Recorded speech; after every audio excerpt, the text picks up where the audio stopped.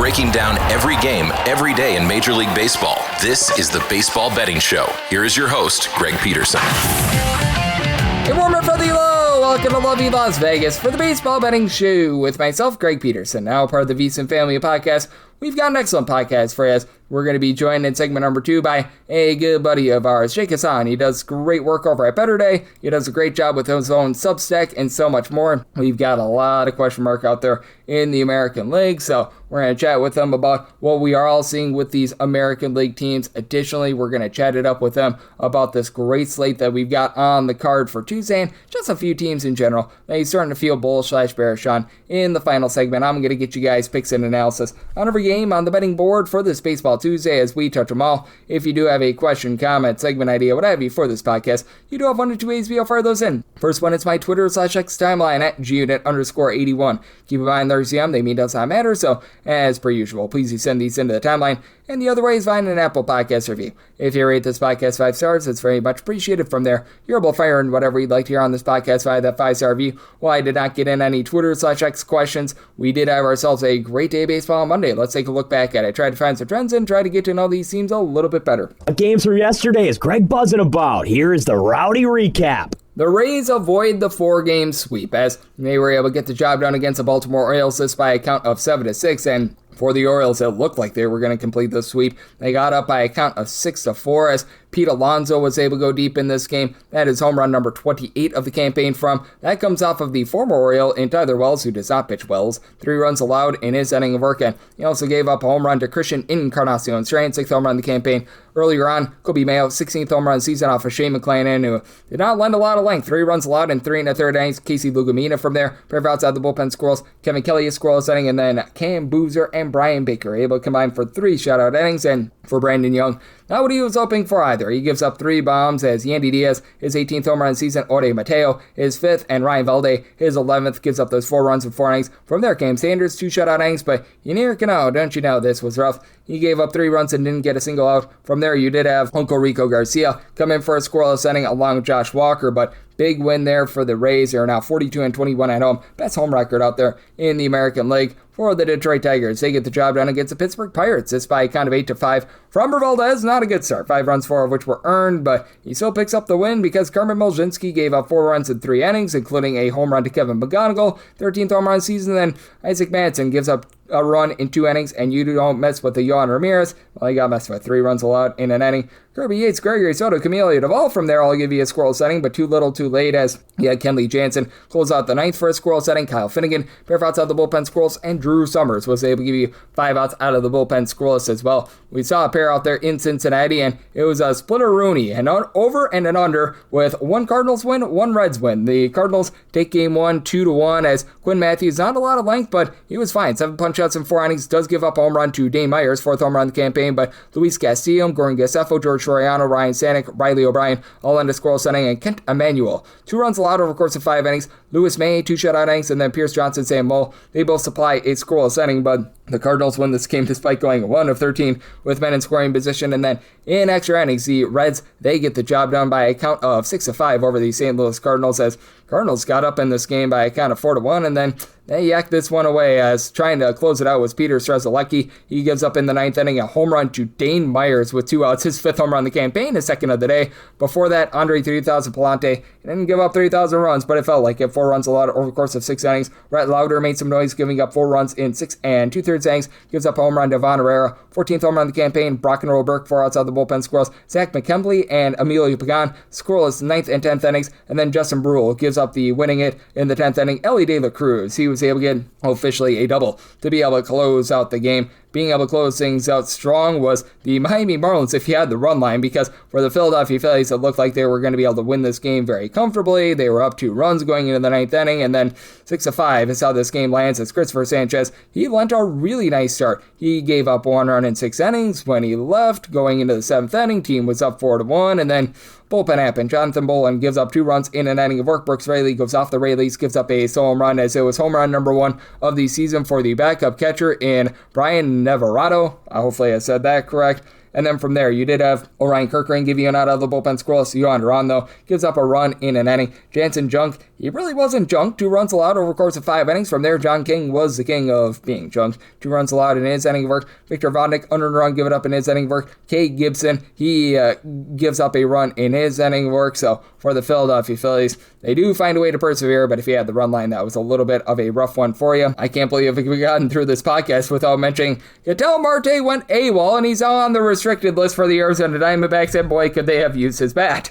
11-1 to Boston Red Sox get the job done here. Alec Gamboa as the opener, 1 1/3 innings scoreless. Brian Bale, 4 2/3 innings. He's been great out of the bullpen. Sub-1 ERA since being moved to the bullpen. Gives up 1 run in 4 2/3 innings. Greg Weiser, Giovanni Morin both give you a scoreless inning, and then you had Wyatt Olds. Well, he's new because this was his MLB debut. Scoreless inning out of him. And Mitch Pratt, 3 runs allowed over the course of 3 innings. From there, Zach Littell, well, he does not come up big.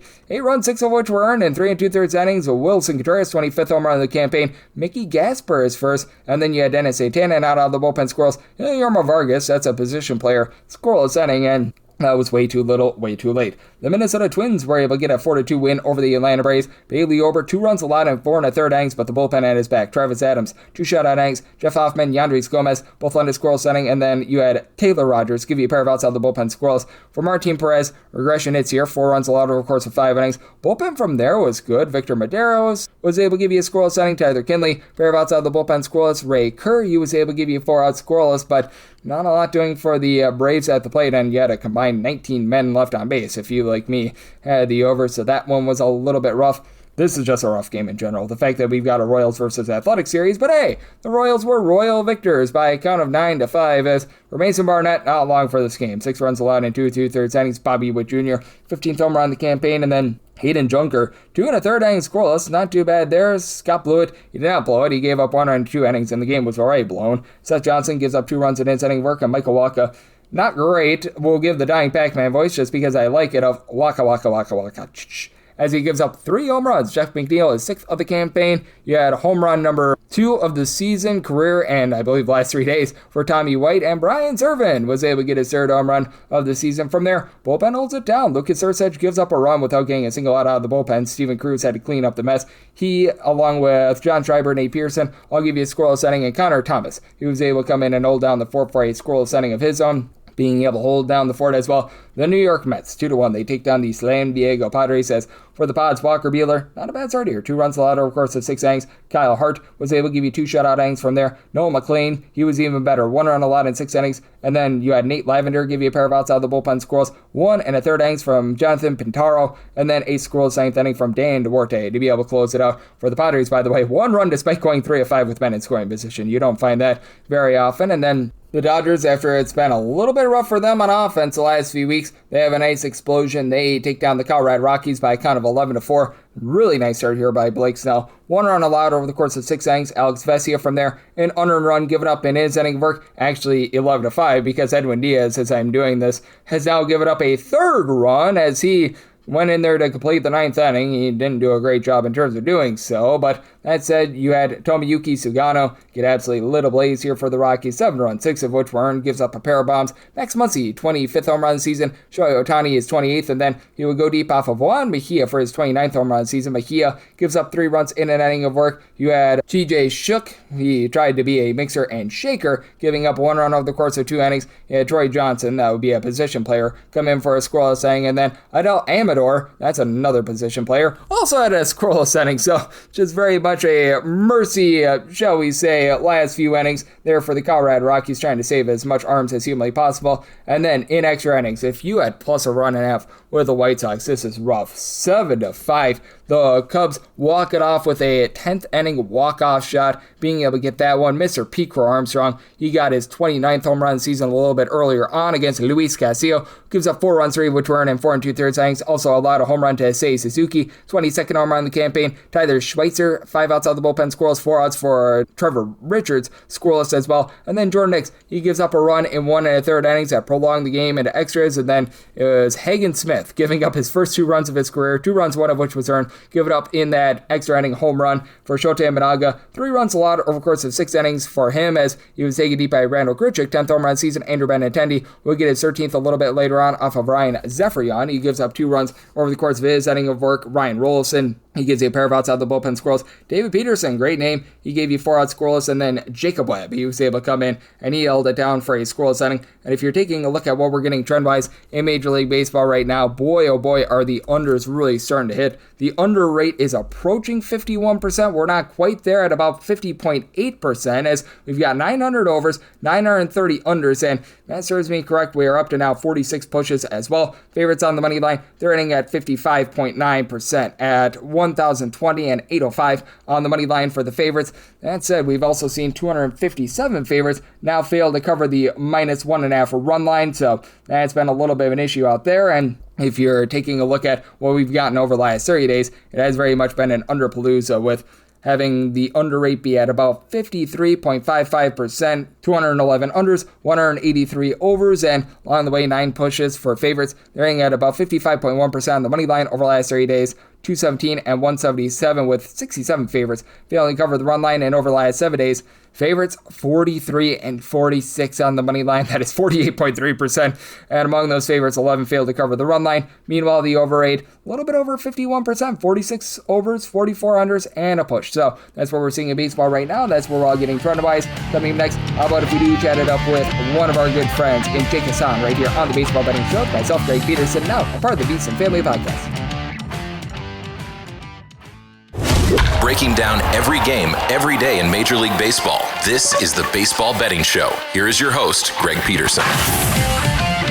We're back here, lovely Las Vegas, for the Baseball Betting Show with myself, Greg Peterson, now part of the VSiN Family Podcast. Always great to have this man aboard, as we've got Jake Hasan on. He does a tremendous job with our good friend Kobe Marshall over at Better Day, as they do the Off the Board podcast. They're tremendous there. I know that Jake is also doing a tremendous job with his Substack. That's Hasan Shacks. Hopefully I got that correct. SHACKS.substack. He's doing a great job taking a look at not just Major League Baseball on a day-in, day-out basis, but also college baseball as well. So, wealth of knowledge when it comes to this great game. You're able to follow him on the old Twitter /X at DJ Hasan. Last name is spelled Hasan. And Jake, great to get you aboard. Thank you. Hey, Greg, always a pleasure. Thanks for having me. Always great to have you aboard. And Jake, I know you're based out there in the Midwest in that lovely state of Illinois, so we have to address the American League, because I know you and Kobe have very much been stands of the White Sox. They've made you a lot of money. And just what do we make out of this entire American League, where it felt like we had a clear top team in the Rays? They lost the first 3 games of their series against the Orioles. They might take a 4-game sweep. They're trying to rally back currently in this game as we are doing it. So that's been a bunch of clean family fun, and feels like the American League is just rhymeless and reasonless right now. It's the wild, wild west. It's wide open. There is no clear favorite, like you said. Everybody's been trying to say, well, the Yankees, and then nothing happens. And now the Rays, too, the Rays have been a very good team all year long as well, but it feels like anyone can really take this thing. I said this last week on my show, Game Day Garage, the show in the U, Greg, that maybe we have to start paying attention to the Blue Jays again. This is kind of similar to what they did last year, where they got ultra hot at the end of the year, ripped off a bunch of wins, and then just trailblazed through the postseason. Maybe we're seeing a Blue Jays team that's set up to do that again, because you look at the rotation that they have with Cy Young frontrunner, maybe, question mark, at least the second favorite at the very worst, Dylan Cease. Then you have Trey Savage, who hasn't been quite as dominant as last year, but been there, done that, pitched in a World Series game, was really good in that run to the postseason. So you have him as your number 2. And then there's Jose Soriano, who you took a flyer on, and we know the upside that he has. We've seen flashes of that. And then, you have Shane Bieber and Max Scherzer, at least one definite Hall of Famer, and another guy who's won a Cy Young at the back end there for your last 2 spots. So if the Blue Jays can get in, and right now they have gotten a spot back, they have the last wild card, they might be a team to watch. And what do we make about this Orioles team that has been so hot? They may or may not be able to pull out this game on Monday as we're recording this, but they were clear sellers at the deadline, trading away Tyler Wells, trading away Adley Rutschman, and somehow, some way, they have found their way back into this race too. Yeah, the Orioles I'm a little more cool on, just because I don't have the faith that this pitching staff can keep it up. Rogers is great, good story. He turned his season around. We know what Kyle Bradish is, but the rest of that rotation just doesn't do it for me. And I still think that lineup has its warts. I mean, Gunnar Henderson and Jackson Holliday are still on the backs of milk cartons, in my opinion. So I just think that this Orioles team, it's too little too late for me with them. Yep, I think so as well. Jake Hasan, he does such great work over at Better Day. He's joining me right here on the Baseball Betting Show, and certainly out there in that American League, the West, it looks to be solidified a little bit by the Astros. Any reason to have belief in any team other than the Astros right now? Because we did see the Mariners look a little bit better on Sunday Night Baseball, but man, they're questionable. And for the Rangers, them losing a bunch of games to the Athletics and the Angels, where I thought they were going to rack up some wins, really has me out on them. Well, and here we are, though, Greg. We say that, and yet the Rangers are still just 2 games back in that division. Houston really struggling to pull away. They've lost their last 2. My problem with the Rangers is everybody is hurt. Jacob deGrom is dealing with a tricep thing. Nathan Eovaldi's elbow exploded. Mackenzie Gore finally turned his season around and has looked great in his last couple starts, but now everybody else is hurt. Can Mackenzie Gore and Cody Bradford get it done for you?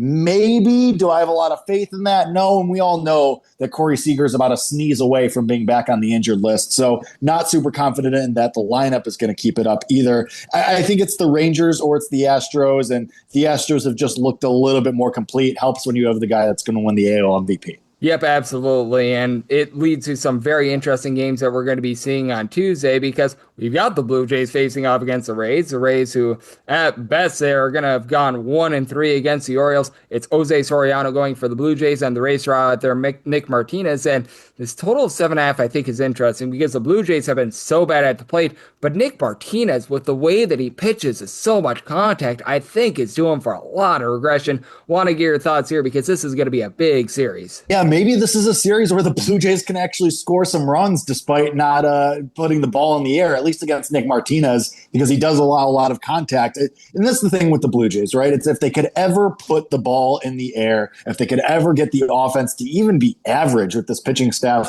I'm going to be on the Blue Jays. I've bet them in every Jose Soriano start as a Toronto Blue Jay, and it's worked out pretty well. So I see no reason to go away from that right now. Toronto has my attention, man. I'm going to be watching them in series and situations like this where they have Soriano and they're a dog. I'm going to be betting them. And what do we make of the Detroit Tigers? Because a week ago, it looked like they were the team that was charging in the American League wildcard. Now they go up against the Pittsburgh Pirates. Solid performance from them on Monday. They have to go up against a guy in Braxton Ashcraft, who I like but isn't in great form. With the Pirates between -130, -140, this one I think is intriguing as well. It's definitely intriguing. And I mean, I guess I have to go with the Tigers, because should the Pirates be -136 favorites to anybody? I would argue no, even though Braxton Ashcraft was really, the Athletics, really good. they give me a favorite to the Athletics. Okay, that's fair. I'll give you that one. But Braxton Ashcraft was very, very good his last time out, and it's Keter Montero on the other side for the Tigers. I think if anything for me, Greg, it would be something like maybe Ashcraft strikeouts, or maybe a Tigers first 5 team total under. I would want to back Ashcraft specifically in this one. I think for the teams and for the outcome of the game, it's more of a coin flip. And I joke about the Athletics that this is the poopiest game on the board, but you're able to make money off of it. Athletics versus Royals. The Royals are a -130 favorite. I made the joke that the Royals should be -180 to anyone on Monday. Now it's a little bit more of a reasonable price. Any way to slice and dice this game, because I actually think you might have a good angle to the under with the way that the Athletics have, frankly, everyone in that lineup hurt. That's the biggest point here, is that the Athletics are the walking wounded. I think that they're a stub toe away from calling you or me up to play a couple games on the infield. That's just where they're at right now. The Royals, at least, Jack Caglianone's started to look better and hit for power. He's been on fire lately. Bobby Witt Jr. in the second half, quote unquote, or at least since the break, let's call it, has looked again like a superstar finally. So I think it would be the Royals. If anything, maybe some player props, maybe a Jack Caggs home run in there. Yeah, I mean, man, it's just been so rough for these two teams, to say the least. As our good friend Jake Hasan, he does such great work over at Better Day. He's joining me on the Baseball Betting Show. And how about if we go with a better game here? Because that one was not great, to say the least. This one I think is intriguing, though, with the Brewers, because Kyle Harrison, he has really been getting touched up on the road, sub 150 ERA at home. And for the Mariners, I always find my way weaseling to a few bets for them because their starting pitching is so good. They've got Bryce Miller going here. Want to get your thoughts on this game with the Brewers being right around minus 145, minus 150? I think you're right about Kyle Harrison, kind of a Jekyll and Hyde situation here with him. But also, I would say Bryce Miller struggles with the same thing. You never really know. You never really feel confident about which version of Bryce Miller you're going to get. It can go a couple different ways with him every now and then, especially when you have some of these Mariners pitchers away from home. So I think this is a Brewers or nothing. I know we talked about the Mariners making a nice showing on Sunday Night Baseball, but I think once we get a Kyle Harrison strikeouts line, that's something I'm going to be looking at. Yep, I think so as well. He has been so good with the swing and miss stuff, just away from home. And that game out there in lovely Las Vegas a few weeks ago, that really hurt him as well. I do think that we've got a little bit of upside there. And this one I think is fun as well because you've got yourself the Atlanta Braves on the road against the Minnesota Twins, where Zebby Matthews has been much better at home rather than away from home, but I still don't trust him. Tyler Mahle in his first two starts with the Braves has been very good as well. Braves are about a minus 125, minus 130 favorite. Want to get your thoughts here because for the Braves, I do think that Mahle's doing for a little bit of regression, but it's so hard to trust in Zebby Matthews too. It's very hard to trust in Zebby Matthews, but I think, Greg, we've seen Minnesota, we've seen Target Field be kind of a park that's good for overs. So if we think that there's regression for Mahle coming and then Zebby Matthews is a guy who's very Jekyll and Hyde, I think that we should look at the over here. And you're seeing some steam, a few cents of steam go to the over in that one. I think that's the right side. Even though it's 8.5, that's about your usual number in most MLB games. I think the over 8.5 is going to be somewhere I'm going to look with Mahle and Matthews on the mound. Yep, no question about it. That is going to be interesting to say the least. And this one I think is fascinating because Diamondbacks versus Red Sox might be the best overall series that we've got. But for the Arizona Diamondbacks, Ketel Marte did not show up to the park on Monday. I don't know what happened here. He was on the team flight. They were expecting him to DH and he just didn't show up. Will he be in this game? Is he going to be in another game? Is he going to do what Vince Young did many years ago? The world does not know, but the Diamondbacks, we do know they're about a plus 150 underdog with Merrill Kelly going. Want to get your thoughts because I thought we had an edge with the Red Sox to start with, and if you've got no Marte, who's your top home run hitter for the Diamondbacks, I think that it's really rough for the Snakes. Yeah, even though the Diamondbacks have kind of forced their way into the playoff picture and played a little bit better lately, I can't trust Merrill Kelly, and I especially can't trust Merrill Kelly on the road. And now we have this weird situation with Ketel Marte. We'll see what the Diamondbacks say after this game. As we're recording right now, and they're in the middle of Monday's game. But we'll see what they say. We'll see if he gets suspended from the team after this. I'm very interested to see what Torey Lovello has to say after the game. But I can't trust Arizona here. Usually this would be a spot where I would take them as plus money dogs, but can't even begin to think about joining the Diamondbacks wagon here. Yeah, Merrill Kelly's not good when you're without your top home run hitter, allegedly. Yeah, that's relatively rough to say the least. And we've got ourselves a really fun slate here for this Tuesday, all 30 teams in action. Anything else that's really standing out to you? Nothing for the Tuesday games. We talked about the biggest movers and shakers for me. I mean, we have to talk about, though, the White Sox and the Cubs as the Crosstown Classic series continues to roll on. It'll be game 2 of that. The only problem, Greg, is we don't know who the heck is starting for the White Sox in these games. In game 1, they went out there and they had Luis Castillo, and then it's TBD and TBD for Chicago. Well, the White Sox, that is, the Southsiders. I'll be a little interested in taking them on the money line as big dogs just because these are the type of games that they win where they just go and they play upset and they just spoil other teams' fun. But with Kevin Gausman out there, with the way that he plays to ground balls and contact to use that Cubs defense behind him, it could be just run-of-the-mill Cubs win. But I'll be a little interested in the White Sox once we have a starter announced. Yep, I think so as well. For the White Sox, it looks like Eric Fetty should be pitching in some form of capacity. Whether he's going to be a starter, a bulk guy, not quite sure. And you mentioned it with Kevin Gausman, man. Since June 1st, that has not been great, to say the least. A man that is always great, though, that'd be you, Jake. You're doing an amazing job over at Better Day, your Substack, and so much more. So love to get people at home know what's all on tap for you and how people can follow along on social media and other platforms. Yeah, could always follow me on Twitter at the Jake Hasan, Hasan, or Instagram Hasan_Jake. It's where we post all the links, all the shows, all the articles, all the content goes out there. Absolutely. Jake doing an absolutely amazing job looking at this great sport, and every single time he joins me, one such great insight. So, a big thanks to Jake for joining me on the Baseball Betting Show, now part of the Beast and Family podcast. Up next, I get you guys picks and analysis on every game on the betting board for this Baseball Tuesday as we touch them all.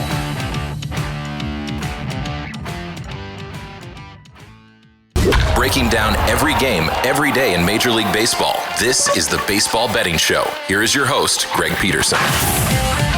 And we're back here in lovely Las Vegas for the Baseball Betting Show with myself, Greg Peterson, now part of the Beast and Family podcast. It is always a pleasure to be joined by Jake Hasan, who does such great work over at Better Day. He and our good friend Kobe Marcio do a great job with the Off the Board podcast. He's doing a great job with his Substack and so much more. Every single time he joins me, he lends such great insights. So a big thanks to Jake for joining me in the last segment. Now it is that time of the podcast. I give you picks and analysis on every game on the betting board for this Baseball Tuesday as we touch them all. If a game is listed on the betting board, Greg has a side and a total on it, so it is time to touch them all. Do note that as per usual, any changes that are made to these plays will be listed up on my Twitter/X feed at @GUnit_D1. We're going to be going in Las Vegas rotation order. This is where we go with the National League games first in time order, then the American League games, and the Interleague games. Those are going to be at the bottom. That'll keep things all nice, neat, clean, and easy. Let's get her started. This is 9:51, 9:52 on the card. The Philadelphia Phillies are going to be playing host to the Miami Marlins. It is going to be Zach Whelan and Dylan Wheeler for the Phillies. This should be Tyler Phillips for the Marlins. Still betting board reads to be determined, but we're starting to see some openers out there. Minus 240 on the Philadelphia Phillies. Plus $2 to plus 210 on Miami. 8 to 8.5 is the total on the 8. Overs minus 115, unders minus 105 on the 8.5. Unders minus 115, overs minus 105 on the run line. The Phillies are between minus 105 to a minus 108, and that's where I gravitate towards. I was willing to go up to a minus 114 for the Phillies on the run line, assuming we get Tyler Phillips. And if it's not Tyler Phillips, it's probably not going to be an upgrade for the team. I mean, he has just such big home and road splits, and he looks due for regression on his 3.65 ERA. More on a 4.56 fielding dependent, 6.9 strikeouts, 3.6 walks per 9 innings, but at home, he has been a merchant. I mean, a 2.14 ERA at home he's given up less than 0.85 home runs per 9 innings. When he's away from home, he is giving up just a hair below 2 home runs per 9 innings, and it's a 5.90 ERA, so not great to say the least. Meanwhile, for Zach Wheeler, he's been able to do a nice job in terms of mowing them down. 10.7 strikeouts per 9 innings, 2.89 ERA, 3.12 fielding dependent. Few rough ones recently, and he has given up 4+ runs in 3 of his last 4 starts, with one of them coming in against the Miami Marlins, but I feel like that was a little bit fluky considering that the Miami Marlins are averaging less than 4 runs per game ever since the All-Star break. Since they traded away Liam Hicks, they just really don't have a lot going in general. You do have quite a few base stealers: Esteury Ruiz, Xavier Edwards, Jacob Marcy, Otto Lopez. I mean, these are all guys who have given you at least 18 stolen bases this year, but Leo Jimenez at the bottom of the fold is hitting right around like a 200. Graham Pauly is giving you nothing. The catcher spot with having Hicks out, I mean, it's been all sorts of awful there, and I mean, you've been able to have Roberto Hernandez give you 18 home runs, but he was just one of 2 guys in the starting lineup yesterday with a double-figure amount of homers. Meanwhile, for the Phillies, Kyle Schwarber is giving you the Schwarber bombs, 37 coming into the series, right around about a 360 or so on base. Bryce Harper, 375 on base. He's up to 25 home runs. Now you're getting more on Trey Turner, Brandon Marsh. They're both giving 17 home runs apiece. Alec Boehm is actually starting to do something, so that's big. Bryson Stott is updating about a 265, so the lineup is much more balanced. Now you do have to have some trepidations with his bullpen. Yohan Duran has been solid aside from a few hiccups all season, like the pick of Brooks Raley, sub 3 ERA, but Ryan Kirkring above 350 ERA. Jose Alvarado is absolutely terrible. Caleb Killian's on the injury list. So we'll say Jonathan Bolin has been solid, and for the Marlins overall for the season, the bullpen ERA numbers are not bad, but Calvin Fauché, Pete Fairbanks, pair of guys with an ERA that is north of a 4.25. John King has seen his ERA go above 3.50. Josh Eknes, Michael Peterson have been relatively okay, but do think that the Phillies should be able to mow them down. And with the bad form of the Marlins offense, I do like the under, so I might tell at a 8.2, so I'm taking the 8 after the under, and do like the Phillies on the run line. 9:53 and 9:54 on the card. It is the Cardinals. They are going to be on the road against the Reds, and yes, we're on to Cincinnati, and they are on to Andrew Abbott getting the start for them, and Kyle Leahy goes for the Cardinals. Cardinals between minus 110 to minus 115 favorites. Even money to minus 105 is that number on Cincinnati. 8.5 to 9 is the total on the 8.5. Overs minus 120. The under's even on the 9. Under is between minus 120 to a minus 110.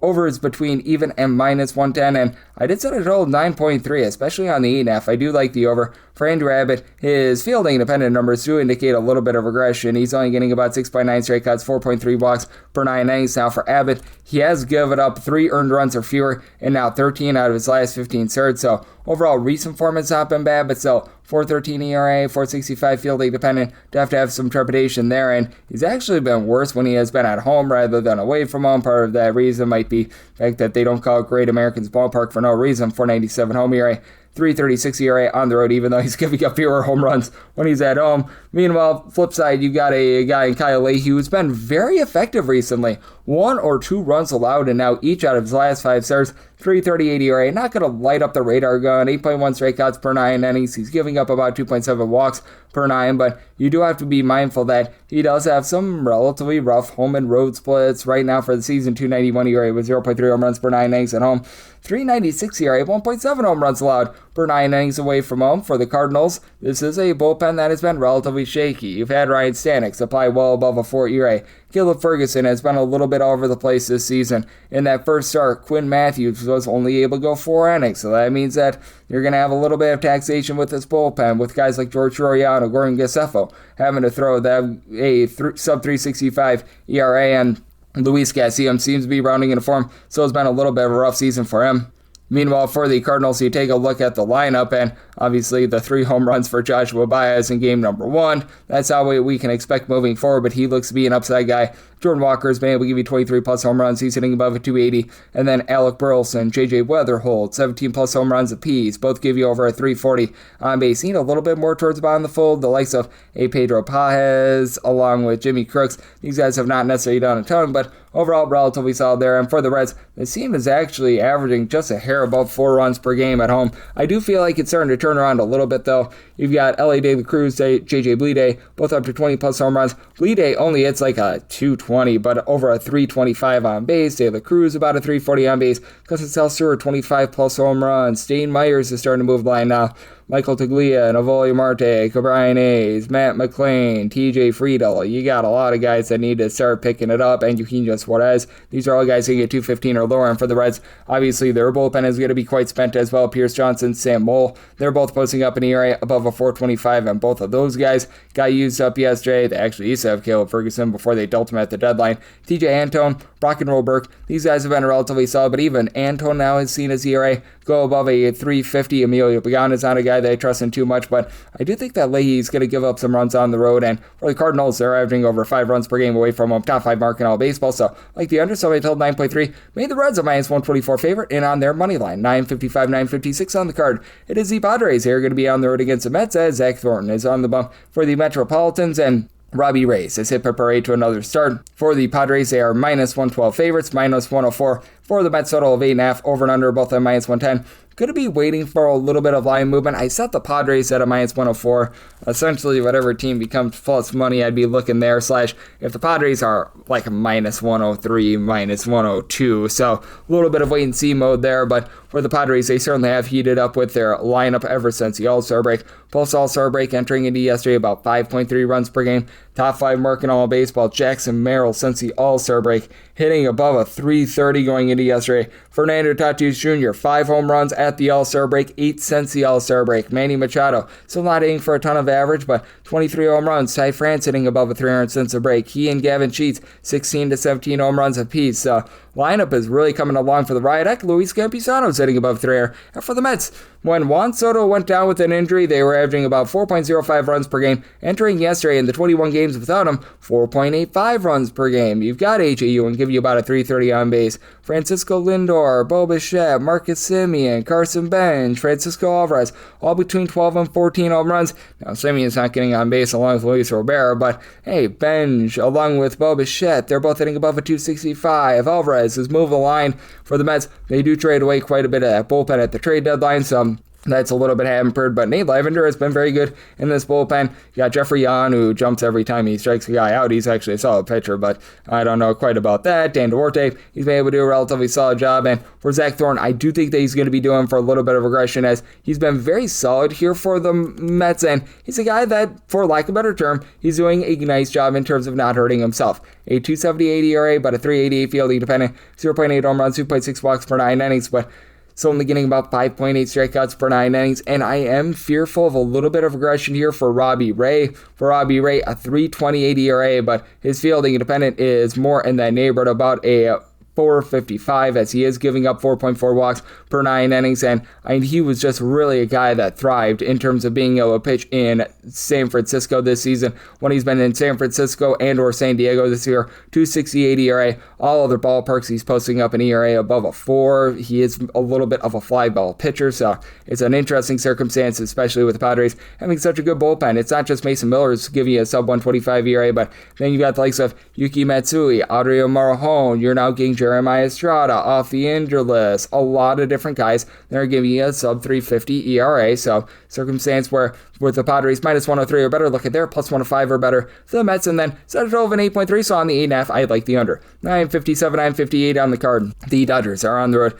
against the Rockies, as Ryan Feltner goes for the Rockies, Eric Lauer for the LA Dodgers, and the Dodgers are a favorite here between minus 160 to minus 175, plus 140 to plus 150 for the Rockies. It is 11.5 to 12 on the total. On the 12, unders minus 115, overs minus 105. On the 11.5, overs minus 115, unders minus 105, and I set my total at 11.8, mostly seeing 12, and I'm willing to take the 12 to the under, mainly because for the LA Dodgers, since July 1st, going into the day yesterday, averaging less than 4 runs per game. We have seen a bit of regression with this lineup, and Eric Lauer, even though he's been much better in a Dodgers uniform, 6.69 ERA with the Blue Jays, 3.48 here with the Dodgers, so 5.11 fielding dependent as a member of the Dodgers, still only getting 5.4 strikeouts, 1.6 home runs per 9 innings, so I have to have a little bit of issue there. Have to have all sorts of issue with Ryan Feltner, though, because, man, 5.59 ERA, 5.64 fielding dependent, 3.7 walks, 1.9 home runs allowed per 9 innings, 4+ runs allowed in 3 out of his last 5 starts.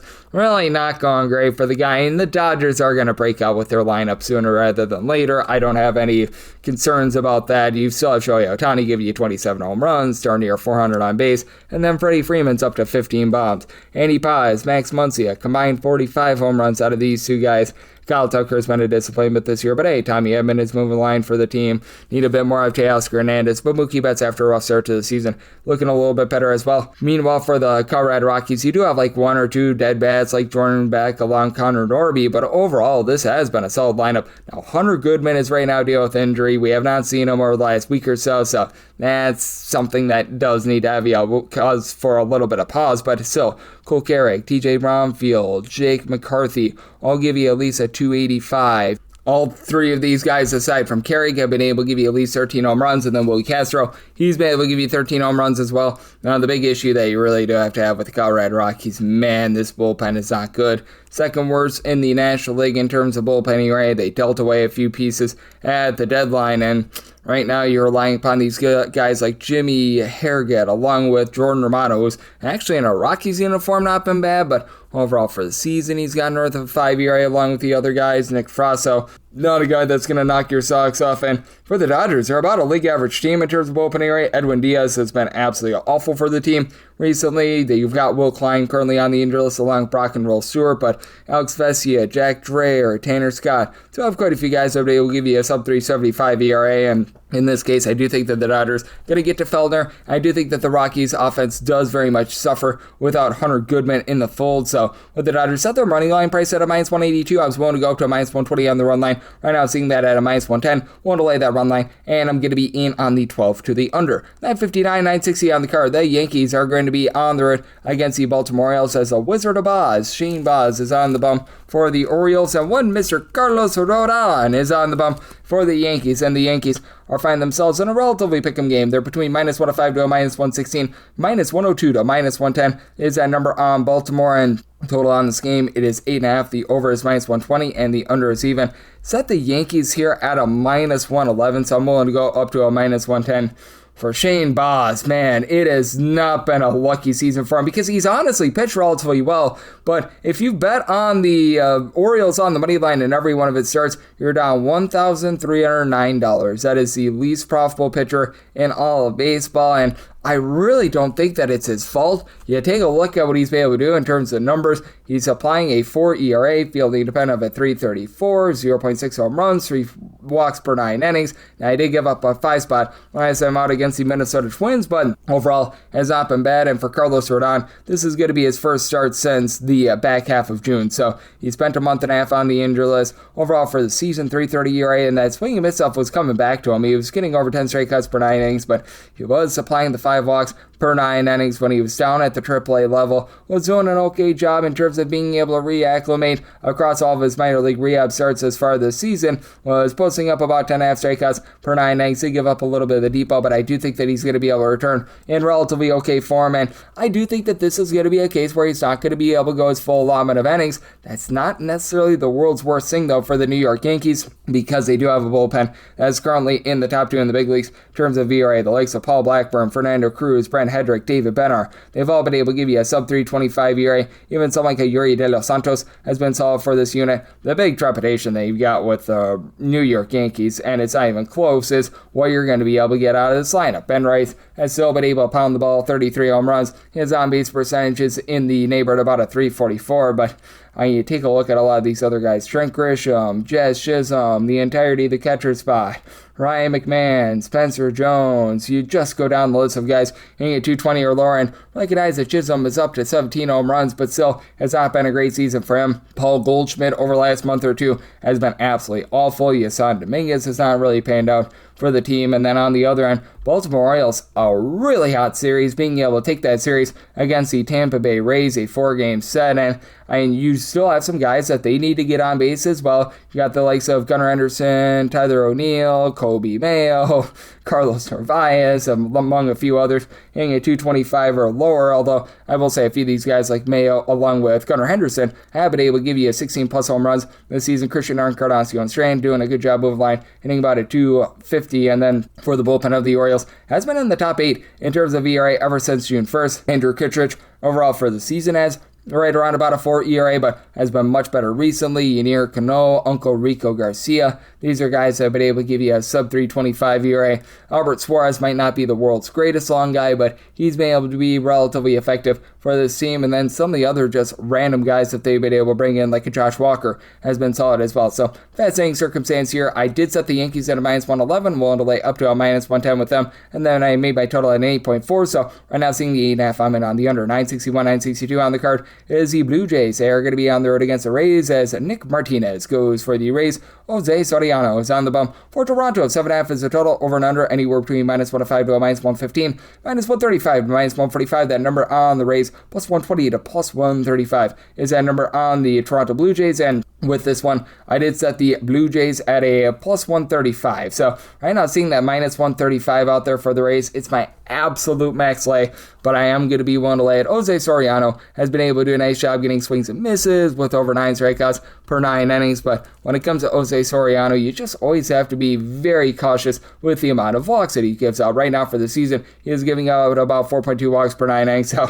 for his career, when he's been away from Angel Stadium, he's been posting up about an ERA, a 1.5 lower than all other ballparks in all of baseball. So that's encouraging, but still, again, I do have to have a little bit of fear that the walks are going to catch up to him. Now, it is a Blue Jays bullpen that has been in the top 12 in the big leagues in terms of ERA. You've got Louis Varland alongside the Rogers, who will be able to give you a sub-225 ERA. Mason Fluharty has been a little bit better recently as well, but then you do have some albatrosses in the bullpen as well. They did get rid of a few of them at the trade deadline. Tommy Nance is a guy that they let go of a little bit ago, but Brandon Little still supplying an ERA above a 9. I do like what Spencer Miles is able to provide, but this Blue Jays team is still a bottom 3 team in terms of overall run creation. Only 2 guys on the roster with 10-plus home runs this season. Kazuma Okamoto, 24 home runs, and he only gets about a 227. George Springer right in that neighborhood in terms of batting average. He's up to 12 home runs this far this season. And you've got guys who move the line like AC Sanchez, Vlad Guerrero Jr., Nathan Lukes. They're all in between about a 260 to 270, so that's been relatively solid, but they deal away Dalton Varsho at the trade deadline. Ernie Clement hitting about a 280, but he doesn't necessarily draw a lot of walks as well. And then Flip side of things, you have a bunch in the Tampa Bay Rays that have really three main guys that have been able to pound the ball for you. Junior Caminero, he is up to over 33 home runs this season, 360 on base. Yandy Diaz went deep yesterday, 18 bombs, 370 on base. Jonathan Aranda, 15 plus bombs, 370 on base. So, like what these guys are doing, even someone like a Richie Palacios gives you a 340 on base. Catcher spot has been fortified with Liam Mix, over 15 home runs. He's been able to do a solid job as well. And for the Rays, since June 1st, they have been a top 8 team in terms of bullpen ERA. You've got these guys like a Kevin Kelly, Brian Baker, Cam Boozer, who have been able to give you a sub 325 ERA. They could pick up Tyler Wells from the Orioles. He's a sub 250 ERA guy as well. So that's saying circumstance here with the Rays. I'm willing to go up to a minus 135, even though I do think that Nick Martinez is going to give up some runs. It's just inevitable with them because the ERA is in that neighborhood about a 265 or so, but the fielding independent, that's more around about a 396, only giving up 1.3 walks per 9 innings. He doesn't hurt himself. He only gives up 1 home run per 9, but 5.1 strikeouts per 9 innings, so certainly is pitching to quite a bit of contact. Circumstance where I'm going to be in on the 7 after the over. I'm willing to lay up to minus 135 on the Rays money line. 963, 964 on the card. It is the Athletics. They're going to be on the road against the Kansas City Royals. Jack Perkins is on the bump for the Athletics. Right now, the betting board reads to be determined for the Royals, which is why a lot of books don't have a number up. Right now, minus 125 to minus 135 is the number for the Royals. Plus 110 to plus 115 is that number on the Athletics. 10 is the total, under is minus 115, the over is minus 105, and I'm willing to take a 10 to the under, semi-total at a 9.8. Now, this should be sort of a poo-poo platter of Daniel Lynch along with Mason Black. They typically have been utilizing Lynch as an opener, and then Black follows him, so we will see if that holds. The form might adjust a little bit if that is not the case, but should be relatively in line there. The known element of this, Jack Perkins, right now supplying a 7.27 ERA.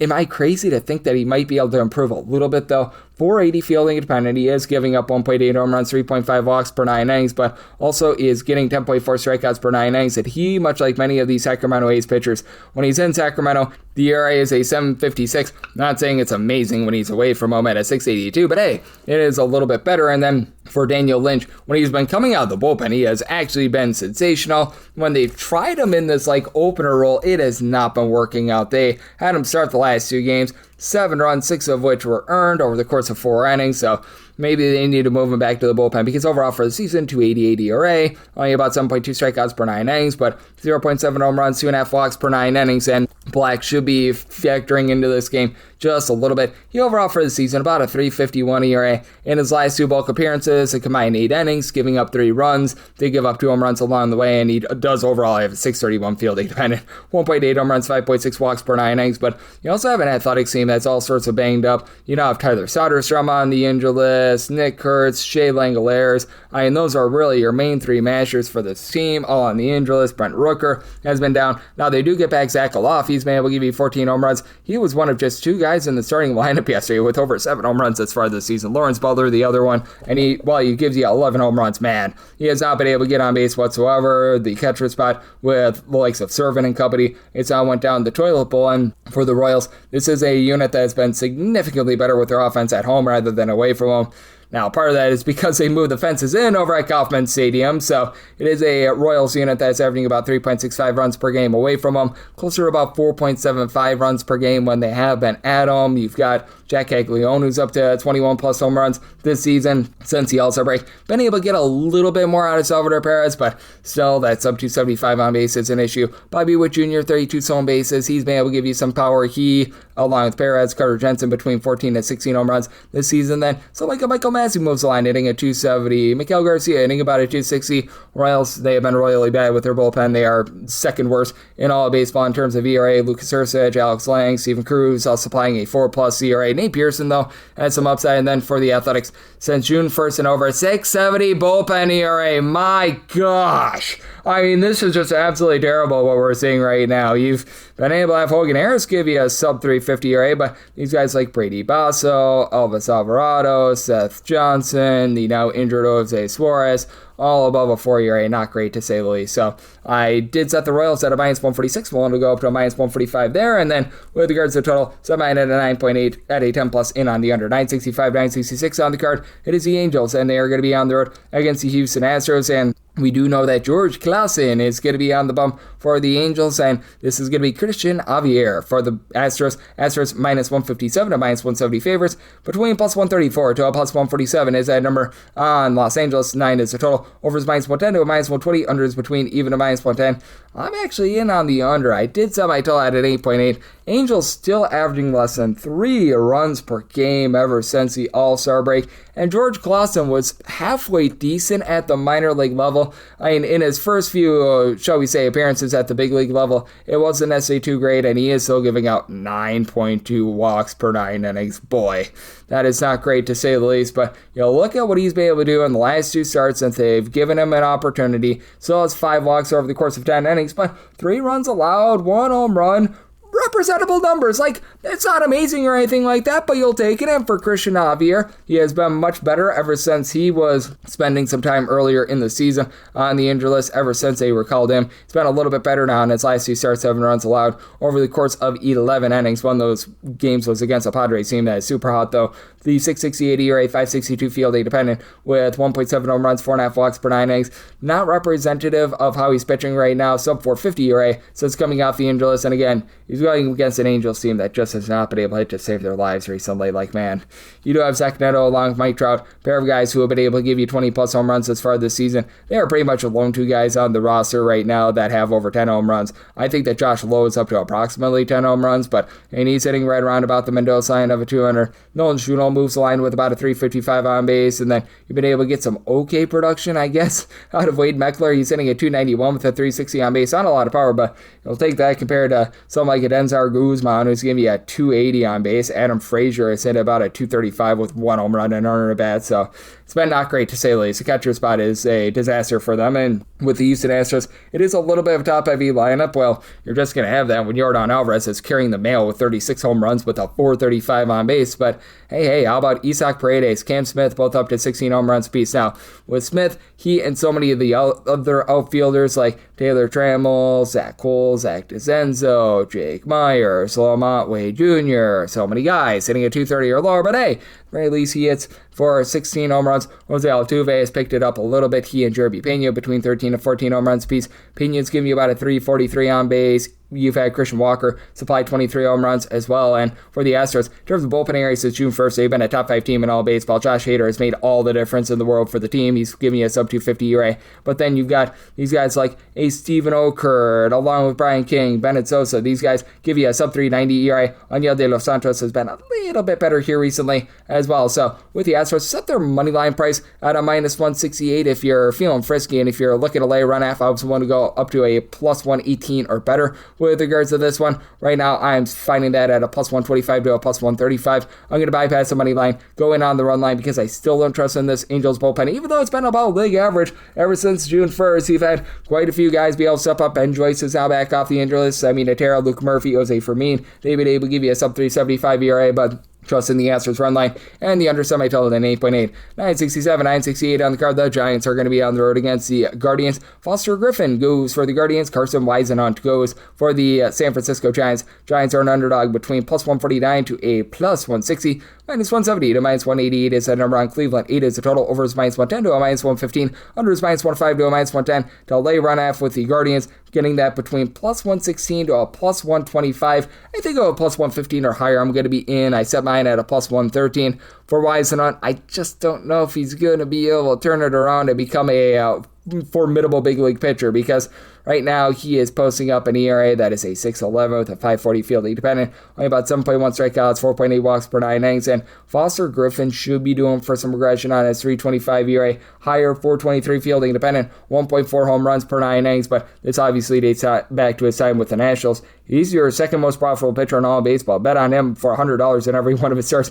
You're up $1,307. That's the most profitable pitcher in the American League, as a matter of fact. And when it comes to where you're going to be able to get lineup-wise out of the Cleveland Guardians, still a bottom 6 team in terms of run creation. They pick up Joe Adell and Nathaniel Lowe, a pair of guys with 14-plus home runs. Maybe not great batting averages, but still a little bit better than what they've been getting for much of the season. Now, Chase Lauder, Stephen Kwan, they're both above a 355 on base. Austin Hedges is actually giving you like a 340 on base. Brian Rocchio, Jose Ramirez, they moved line, but for Ramirez having a massively down season for him, and then likes of a Rhys Hoskins hitting a $178, recognize he's got 13 home runs. You just need more out of Fee, Petey Halpin, and some of these other mix and match guys. On the other end, it's a Giants team that has been a little bit better with their offense. Rafael Devers has been able to give you 24 plus home runs, so that's nice. William Amos is up to 19 plus home runs, still not give you any sort of on base whatsoever, but he is up to 19 plus home runs, so yay, verily there. You've got Casey Schmidt still dealing with a little bit of injury, but Bryce Eldridge has been able to give you about a 340 on base. Jungle Lee continues to hit about a 290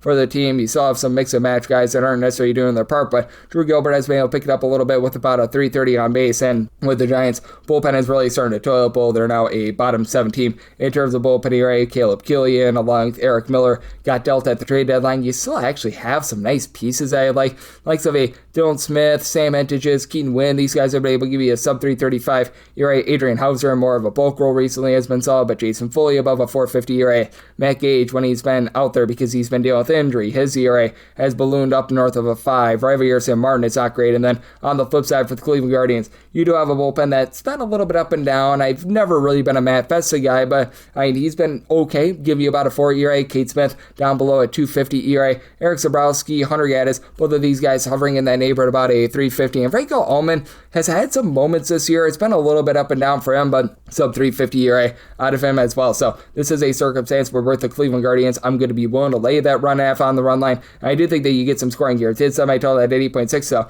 I'm going to be in on this total to the over 969, 970 on the card. It is the Pirates, and they are going to be playing us to the Detroit Tigers. That's Kadir Montero. Hopes to be not Monterable for the Detroit Tigers, and you've got one Mr. Braxton Ashcraft hoping to not be a little bit of a load of Ashcraft for the Pittsburgh Pirates. Pirates do find themselves as a bit of a favorite here. You're going to be getting them between minus 130 to a minus 148, so all over the place there. Plus 118 to a plus 126. That number on Detroit, 8 to 8.5 is the total. On the 8.5 unders, minus 120, the overs even. On the 8, the overs between minus 105 to a minus 115. Did somebody total at 8.3? I'm going to be in on the over. Now for Braxton Ashcraft, he does come in a little bit of bad form. ERAs went above a 385, but the fielding dependent is still about a 358, as he is giving up a bit over a home run per 9 innings, but he's also been able to supply 9.9 strikeouts, 2.1 walks per 9 innings, and to the credit of Kadir Montero, he's been able to do a nice job keeping things out in front of him. 1 home run, 2 walks allowed per 9 innings, but also 6 strikeouts per 9 innings, so giving up a lot of contact. He is aided by a Tigers bullpen that, since June 1st, has been in the top 6 in terms of ERA. We're starting to see Kyle Finnegan start to regress a little bit, but Ty Madden has been a nice bulk guy, giving you a sub-3 ERA. You've been able to get Jacob O'Gee's pack really going. He's been able to give you a sub-2 ERA as well. Cooled down a little bit in that series against the White Sox over the weekend, but Tyler Holden has been solid. Drew Summers is rounding into form, but I do like the over here because you do have a Pirates team that has been number 1 in the big leagues in terms of run creation at home, still dealing with the O'Neal Cruz injury, but how about the guys like Rafael Flores, Jake Magnum, Nick Gonzalez, all entering into the series, hitting at least a 300. Brian Reynolds, Esmeralda and Valdez both give you over a 370 on base as well. With Valdez, he's hitting a home run every about 12 to 13 at-bats. He's been beginning to regress a little bit, but Brandon Lowe's been able to get loud with 24 plus home runs. Flip side for the Detroit Tigers, it's a lineup that has been averaging over 5 runs per game since the All-Star break themselves. Max Clark has been able to make a difference, getting back off the injured list, the likes of Gleyber Torres, along with Javi Baez. That means that these guys like Matt Vierling, Zach McKinstry are not seeing as many at-bats anymore, and that helps them out. We've got Dylan Dingler giving you 25 plus home runs. Kevin McGonigal, along with Torres, are both giving you over 380 on base. Now, Riley Green dealing with a bit of an injury. That does cause me to impact this line a little bit. And for the Pirates, this has been a bullpen that's been in the bottom half of the big leagues in terms of ERA. I think that they're a little bit now that they pick up Kirby Yates, along with Luke Weaver, Mason Montgomery, to be able to give you a sub-4 ERA, but still have Gregory Soto to deal with. But they do have Yohan Ramirez off of, I believe, the bereavement list, or either that or the paternity list. So congratulations, or sorry, but that said, one of the lists. He's coming off of that, and I did set my total. I had an 8.3. I'm in on the over for the Pirates. We'll lay up to a minus 145 on that money line. 971, 972 on the card. It is the Red Sox, and they are going to be playing us to the Arizona Diamondbacks, as Merrill Kelly is going to be going for the stakes, and Ranger Suarez is on the bump for the Red Sox, and the Red Sox are finding themselves as a pretty good-sized favorite here. Going to be finding them in that neighborhood of a minus 156 to as high as a minus 172, and between plus 138 to a plus 150. That's your number on Arizona. down. 8.5 is a total. Over and under anywhere between -105 to a -115. Originally set the Red Sox at a -173. I had to upgrade this to a -183, mainly because for Ketel Marte, he didn't show up for the team yesterday.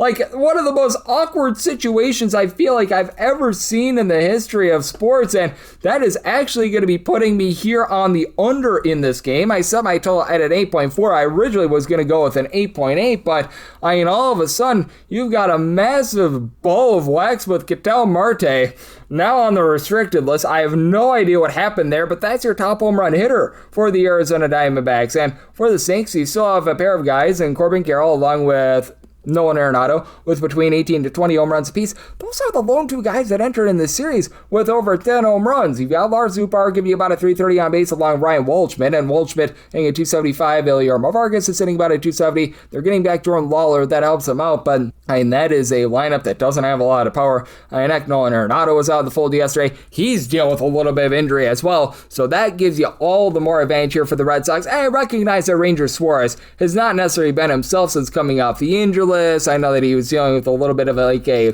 illness, stomach bug, what have you as well. You take a look at him ever since coming off of the injured list in his last 4 starts. He has given up a combined 7 runs, but hasn't filled more than 5 innings in any of these starts. But I'm still a rock solid pitcher. 3.25 ERA, 271 fielding dependent with 9.2 strikeouts per 9 innings, only giving up a half home run per 9 innings. And for Merrill Kelly, it's not been a great season for him. He is right now supplying a 5.11 ERA. Fielding dependent is even higher at a 5.71, 1.8 home runs, 3.8 walks per 9 innings. And it is the Red Sox team that post All-Star break is averaging over 5 runs per game. Adley Rutschman has struggled since he's joined the team, but I mean, they really haven't needed him because you've got the likes of Andrew Marisario along with Rutschman, who I mentioned before. It's Don Rafaela. I'll give you between about a 320 to a 335 on base. You've had Masataka Yoshida give you about a 335 on base with Rafaela along with Weiler Abreu. They're both top 7 players with regards to home runs post All-Star break in the American League, and Abreu's up to 22 plus home runs. Wilson Contreras 390 on base. He's been able to supply 23 plus bombs. And then for the Red Sox, they are number 1 in the big leagues in terms of bullpen ERA. These guys like Eric Miller, Teron Guerrero, Giovanni Morin have all been able to give you a sub-325 ERA, and then Aroldis Chapman continues to be one of the most lockdown closers in all baseball. Deal with the injury to Garrett Whitlock, but they've been fine there. And for the Diamondbacks, this is not a bad bullpen. They DFA Paul Sewald. I wholeheartedly agree with that. You've been able to get good production out of these guys like a Juan Murillo, Taylor Clark, Braden Garcia, Jonathan Loaizaga, give you a sub-325 ERA. So I think that's going to be a lower-scoring game. With the Marte news, I'm now going to be in on the under, so I might tell it at 8.4. And for the Red Sox, made their money line price a -183. I was willing to take a +112 or higher on the run line. I know that we're going to be able to get that. Currently seeing that at about a +125 to a +130 in on that run line, and I'm going to be taking a shot on the under. 973, 974 on the card. The Brewers are going to be playing us the Seattle Mariners as Bryce Miller goes for Seattle. Kyle Harrison for the Brewers. The Brew Crew are anywhere between -144 to a -160 favorite, and between +138, seeing as high as a +143 is that number on Seattle. 7.5 to 8 is the total on the 8. Under is -120. The overs even on the 7.5. Over and under anywhere between -105 to a -115. And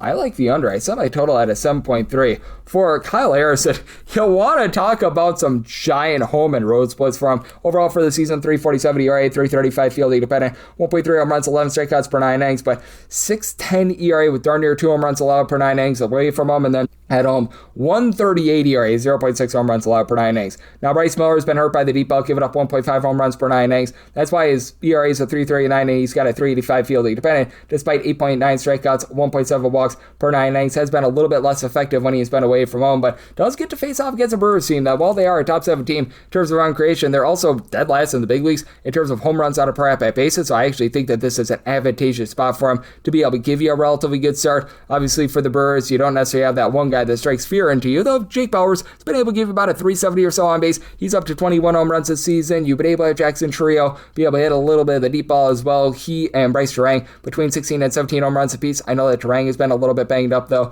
William Contreras had a home run out there in Los Angeles. He's now hitting about a 260 for the team, and additionally, just have a lot of guys like an Andrew Vaughn who's hitting a 3R. You've been able to have Garrett Mitchell move line, give you a 350 on base. Cooper Pratt is dealing with injury, but now you're getting back Brandon Lockridge, both of those guys over a 340 on base. And for the Seattle Mariners, they entered in that series against the Astros, dead last in the big leagues in terms of run creation. They're still a bottom 2 team there. Cal Raleigh was able to have a home run in that series, but still, And this is a guy that right now is giving you 13 home runs and it's hitting $158. That just is not cutting it. Got Dom Canzone, Julio Rodriguez, both give you 19 home runs, both hitting in the neighborhood about a 260. Cole Young, he's heated up recently. He's also hitting about a 260, 15 home runs. Still need a little bit more at the bottom of the fold. They had to send Colt Emery down to the minor league level, but getting back Brandon Donovan should be able to help out this lineup a little bit. Additionally, for the bullpen, they continue to be a top 10 team in terms of bullpen area, though we are starting to see some regression. Andres Munoz, aside from that game against the Astros about a week or so ago, has actually been very effective here recently. Do have Jose Ferrer now above a 3.50 ERA, though.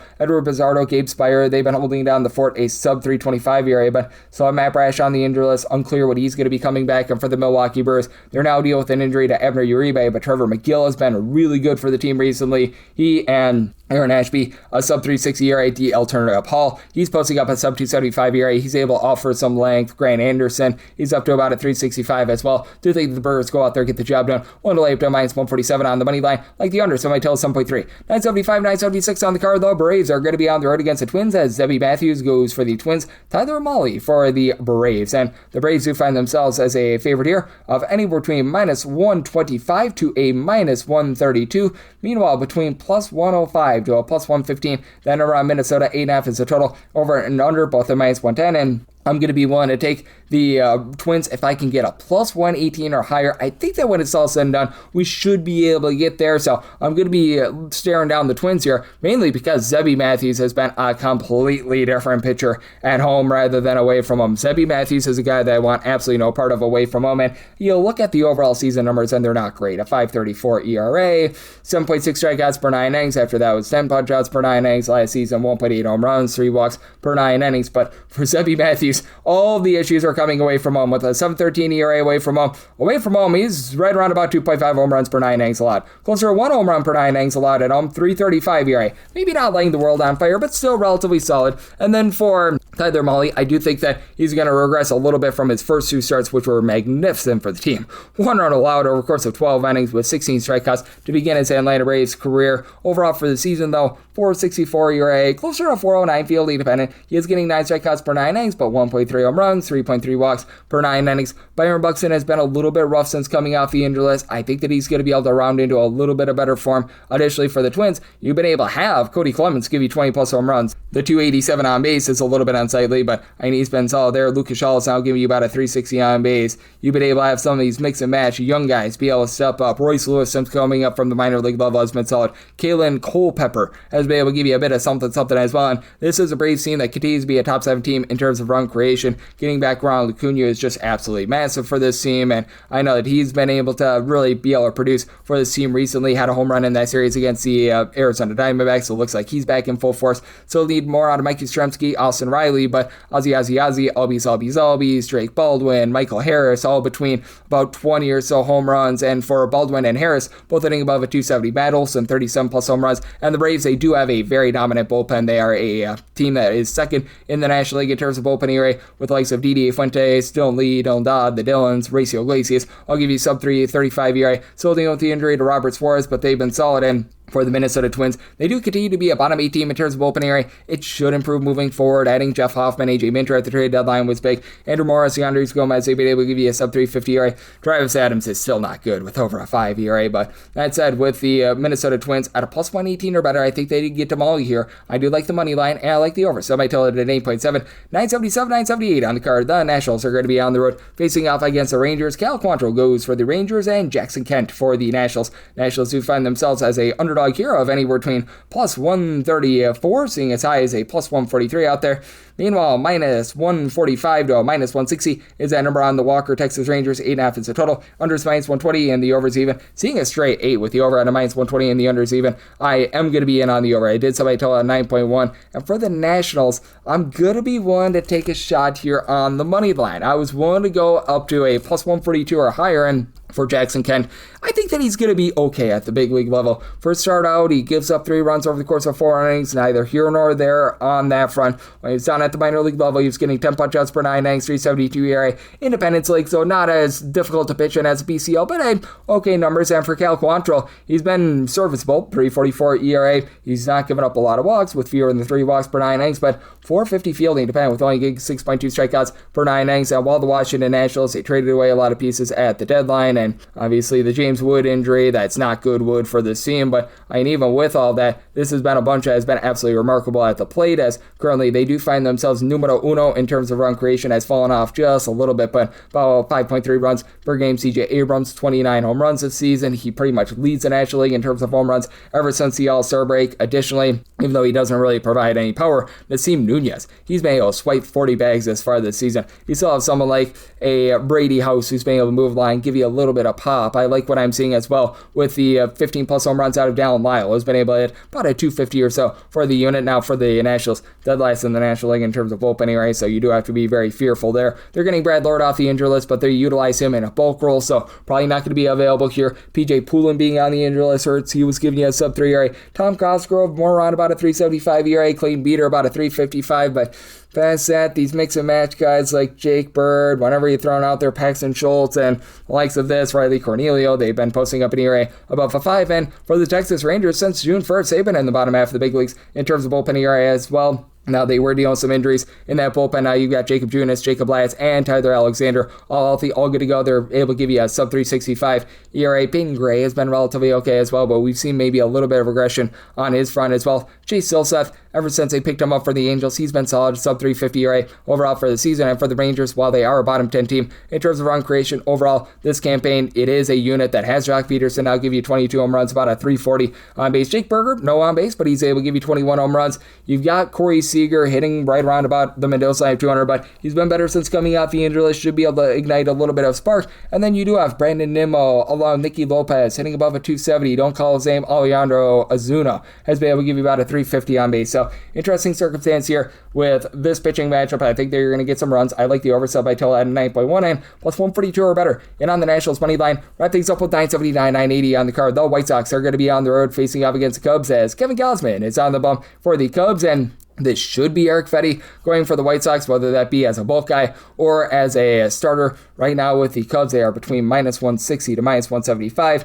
Between plus 138 to a plus 150 is that number on the Southsiders. Right now, that opening total is 10 to 10.5 on the 10. Over is minus 120. The under is even on the 10.5. Under is minus 120. The over is even. I personally would rather have a 10 over rather than a 10.5 to the under. I did set my total at a 10.4. You look at the wind conditions, and they're going to be very favorable for runs. And for Kevin Gausman, things have just went straight down the toilet bowl for him. Like, my goodness gracious, you don't need any wind to be able to hurt Kevin Gausman, and the wind should be blowing out at well over 6 miles per hour in this game. So I do think that both of these teams are going to be able to very much benefit there. And you take a look at what Kevin Gausman has been able to do recently, and it's been a no good, very bad, terrible run for him. He had that first start with the Chicago Cubs that was rock solid, and then last time out he ends up giving up a 6 spot to the Washington Nationals, so a little bit less than savory there. Dating back to his time with the Toronto Blue Jays since the middle of June, we're going to call it. I mean, it just has been a all sorts of rough and wild run for him. As a matter of fact, ever since the beginning of the month of June, last 13 starts, he's got a 5.91 ERA. Team is 3-10 in that time span. He has given up more starts with 4+ runs than he's got giving up 3 earned runs or fewer. So that's quite a bit of an issue. And for Eric Fetty, he's a jag, just a guy. As a matter of fact, he might be even worse than just a guy. He's been able to do an okay job in like a bullpen role. They've been mostly throwing him out of the bullpen recently. He started out the year as a starter prior to the trade deadline, but 4.51 ERA, 5.46 fielding independent, 6.3 strikeouts, 3.3 walks per 9 innings. Have to have your trepidations there, and this is a Cubs team that they rank at the top 3 in all baseball in terms of run creation. Have obviously a Pico Armstrong doing an absolutely amazing job for this team. He's hovering right around 28 home runs, about a 375 to a 380 on base, and then say Suzuki, Ian Happ, both had 20 plus home runs. Happ only hitting a 214, but the on base percentage is above 320. Michael Busch only hitting about a 245, but he's above a 350 on base. So got a lot of guys. Alex Bregman, another one of them, that don't necessarily have the world's greatest batting average, but a good on base. Carson Kelly, Miguel Amaya at the catcher catcher spot very much fit that bill as well. And for the White Sox, trio of guys who have been able to give you at least 25 home runs: Colson Montgomery, Miguel Vargas, Montaka Murakami,